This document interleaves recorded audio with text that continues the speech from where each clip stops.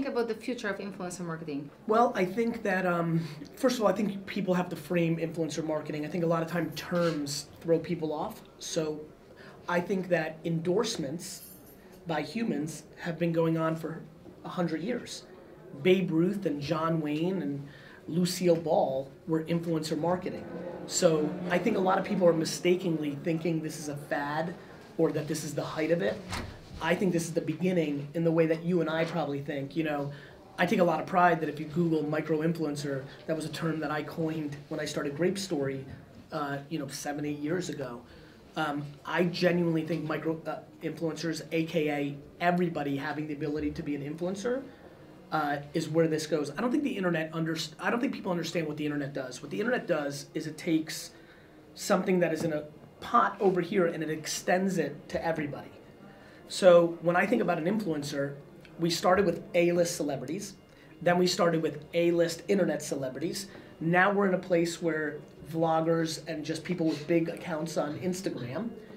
I think when you look in 20 years from today, and you and I cross paths at some business event, we'll laugh about this, because what I think you'll see is almost everybody on earth tapping into some level of being able to be compensated for creating something for a brand, a business, or an opportunity.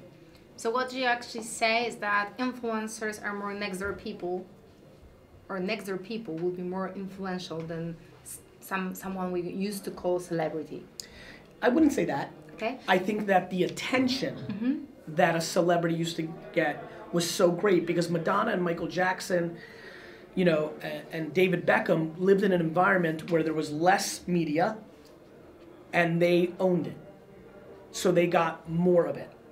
So what I think is going to happen is it's going to amortize, right? So I think that there'll be a lot more celebrities.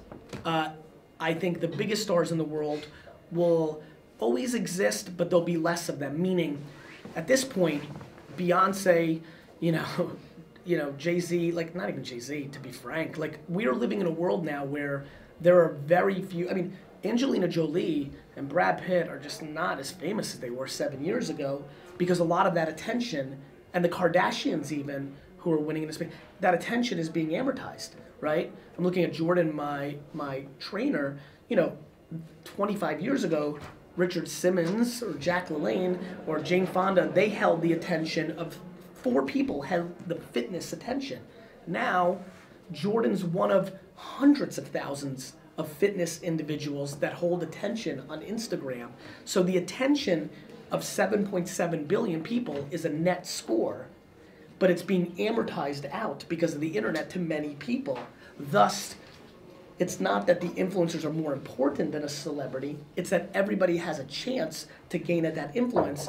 And some people, like me, will get a lot and be big, but there'll be a cook of Jamaican jerk chicken in Jamaica who has a following of 800 people, and she'll be able to make $800 a year, and that is something we haven't seen in the past.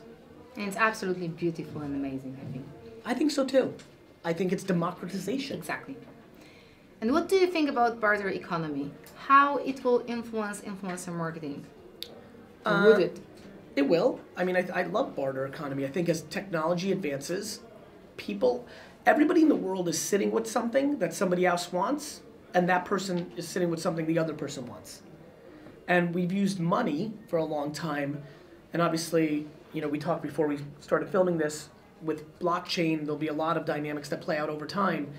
But I'm excited about the thought that I might have, do you know how many people own 2 and 3 homes and nobody's in them, yet other people spend their whole year's savings to go on a vacation that would love to stay in that person's home, but the person that was saving all year is a tremendous landscaper.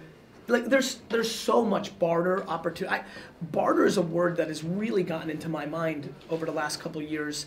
I love when I sell stuff to barter. I love that my time is very valuable. People want it. When I'm selling a sneaker or wine or a book, I want it to be successful. And my ability to trade somebody buying 500 pairs of shoes, which that's a lot of pairs of shoes, probably $499 more than she or he needs. But to get access to me, something that they'd have to pay $100,000 for in every circumstance, we both won. They were able to get access to me for $25,000 instead of $100,000. I was able to move sneakers and trade my time, and I'm fascinated by all those dynamics. Skill exchange, I think it's going to have a huge impact, right? Because an influencer, a lot of them, cliche right now, a lot of young influencers want to travel, right? Oh, yes. So you're a hotel in Bali with a beautiful villa that's $4,500 a night, and it's empty. And the ability to DM an influencer and fly them in who has 4 million followers in America to take a bunch of pictures to affect their fans who then want to buy the villa in the future. We're in the very early stages of, I think people think blockchain and crypto is going to disrupt money. I do. Currency the way we know it. But I think barter is going to have a bigger impact on it than people realize in a 50-year window, because it's going to take a lot of technology to map everything to be able to be in a framework. But I do think if anybody builds a true barter system at scale that replicates what eBay and Craigslist did, for real, and it's complicated, because it takes a lot of time to document what you have to give, Yes. and people don't want to do that. But I do think over time as technology, for example, if we just throw a little ball in the air and that ball follows us around like Pokemon instead of D-Rock following me around, and you can map everything you have, I'm excited for you to be out of a job, D-Rock. All of a sudden you can start thinking about where technology can go in 50 to 100 years, of why, if you don't have to list everything, if it's just all recorded and documented, and because I'm very fascinated by barter. Me too. I would love to show you later on something. Okay. And what do you think about blockchain and usage of blockchain in influencer marketing? And also, what do you think about what is happening right now with entire crypto space? Well, the crypto space right now is the wild, wild west, like anything is in the beginning, right? Crypto's biggest problem right now is it has a lot of bad people in it. People who want to make quick money and rip people off. Just like the internet in the beginning. Yeah. Just like websites, just like social media. I've lived this 30 times over. But it's the truth. The lowest scum buckets of the internet are on crypto right now. Yes. Because the market is undereducated, and so they can be tricked. At the same token, just like the internet, the top 5% of quality people are some of the smartest people available, period, are in crypto. So I think a lot of people are going to make a lot of money. Let me rephrase. I think a few people are going to make a lot of money, and I think a lot of people are going to lose a lot of money. I believe that, I think blockchain is here to stay forever.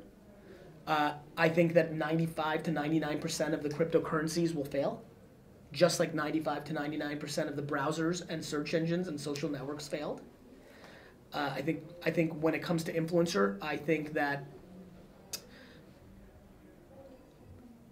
being able to monetize your reputation and influence at the scale that crypto presents itself is one of the most lucrative opportunities in the world. I have probably spent more time in the last 18 months strategizing how my life plays out in a way where my fans and I can disproportionately financially benefit from my success. So it's interesting. I'm looking at somebody wearing my sneakers right now, right? Which I only made 600 pairs of. And I did it because I knew that the people that own those 600 pairs in a year, after I released it, which is about now, if they were to keep it for 20 years, that I disproportionately believe, because I would believe that I will make that much impact and success, that they'll be able to buy it for $100 and sell it in 25 years for $4,000. I believe that. But that's a pair of sneakers. It takes up space. You've got to put it away. If that same transaction is happening around a currency around me, there's a very substantial upside for both my fans and as me being the central bank of it, for me as well. I think about that a lot. Do you plan Gary Coin? It's something I think a lot about. Okay. Very interesting. And last but not least, private question. What are your most important principles? To give more than I take. To me, it's really funny to even think if it's a principle. It's so deeply ingrained to me to give more than I ask. It's not even take. To give more than I ask is very important to me and has been the foundation of my happiness and success. 5149. I think about it all the time. It's how I live my life. And I think it is absolutely the reason I'm happy and successful. Great. Thank you. Thank you.